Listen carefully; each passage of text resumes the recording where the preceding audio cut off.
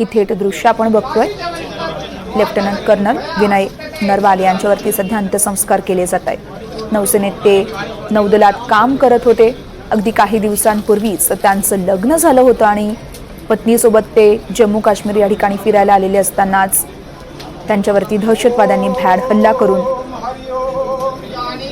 त्यांना याच हल्ल्यात आपला जीव गमवावा लागलेला आहे आणि त्यानंतर हरियाणातील त्यांच्या घरी सध्या अंत्यसंस्कार केले जात आहेत। त्यांचं पार्थिव इथं पोहोचलं होतं। अगदी काही वेळापूर्वीच त्यांच्या कुटुंबियांकडून टाहो फोडण्यात आल्याची दृश्य देखील आपण काही वेळापूर्वीच बघितली आहेत। काश्मीरमधील हल्ल्यात देशातील अनेक भागातील पर्यटक आले होते। अनेकांना याच हल्ल्यामध्ये आपला जीव गमवावा लागलेला आहे आणि त्याच अनुषंगानं हरियाणातली ही दृश्य आपण बघत आहोत। लेफ्टनंट कर्नल विनय नरवाल यांच्यावरती सध्या अंत्यसंस्कार केले जात आहेत।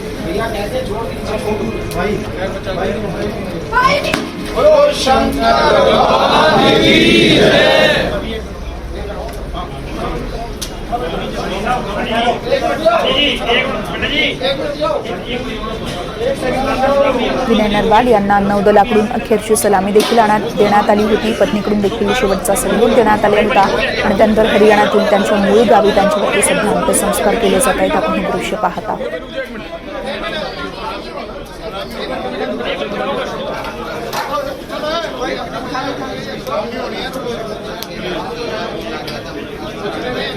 लेफ्टनंट कर्नल विनय नरवाल यांचं अगदी काही दिवसांपूर्वीच लग्न झालं होतं आणि त्यानंतर आपण पाहतोय त्यांच्या पार्थिवावरती अंत्यसंस्कार केले जात आहेत। थेट दृश्य आहेत हरियाणातली। नौदलाकडून त्यांना अखेरची सलामी दिली जाते।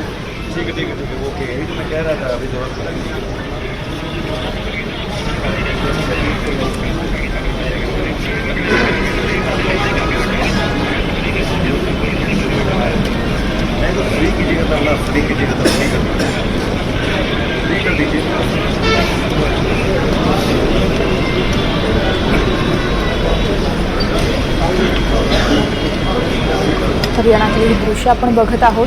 विनय नरवाल यांच्यावरती सध्या अंत्यसंस्कार केले जात आहेत। नौदलाकडून त्यांना सलामी देखील दिली जाते।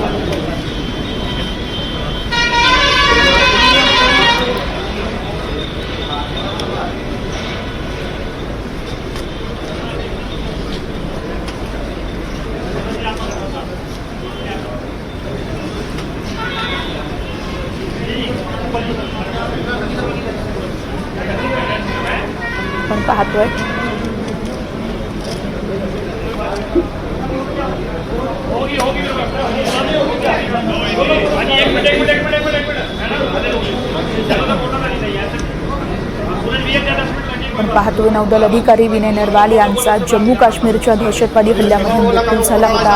अगदी 7 दिवसांपूर्वीच त्यांचा विवाह झाला होता हिमांशू यांच्यासोबत आणि ते फिरायला गेलेले असतानाच त्यांच्यावरती दहशतवाद्यांनी भ्याड हल्ला करून त्यांचा याच हल्ल्यात दुर्दैवी मृत्यू झाला होता। विनय नरवाल यांच्या पार्थिवाचं अखेरचं दर्शन घेतल्यानंतर त्यांच्या कुटुंबियांना अश्रू अनावर झाले होते। हिमांशू यांचा देखील अश्रूंचा बांध फुटल्याचं आपण बघितलं।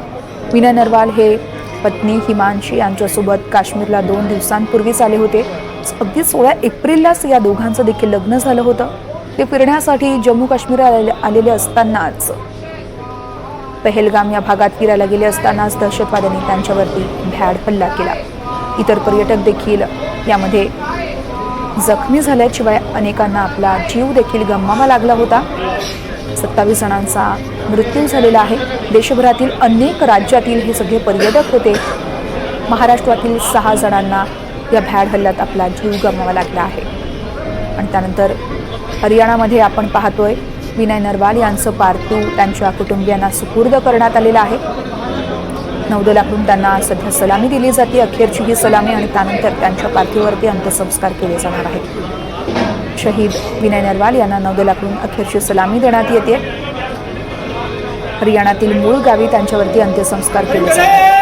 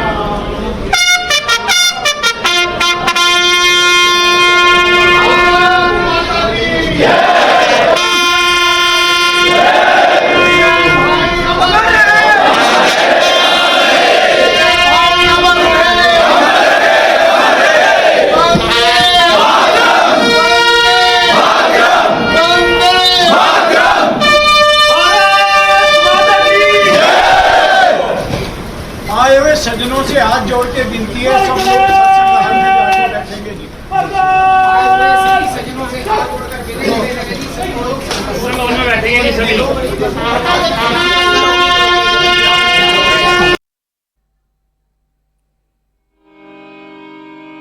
तर आपण पाहिलं सध्या विनय नरवाल यांच्यावरती अंत्यसंस्कार करण्यात आलेला आहे. नौदलाकडून त्यांना अखेरची सलामी देण्यात आली आणि त्यानंतर त्यांच्या हरियाणातील या मूळ गावी अंत्यसंस्कार करण्यात आलेले आहेत.